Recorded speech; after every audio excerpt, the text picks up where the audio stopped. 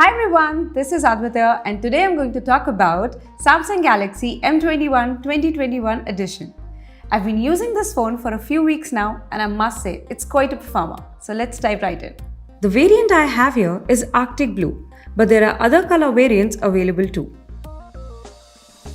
It has a 6.4-inch Super AMO LED Infinity U-Cut Full HD display which is protected by Gorilla Glass 3.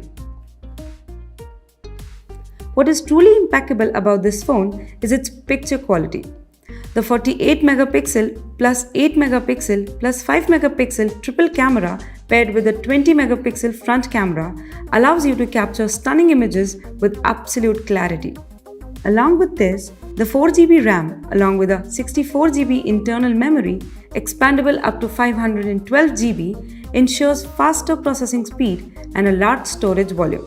It is powered by the latest Android V11.0 One UI 3.1 operating system with Exynos 9611 octa-core processor, so there are no dull moments with this one. Overall, a brilliant smartphone in a budget range that lives tall to its claims.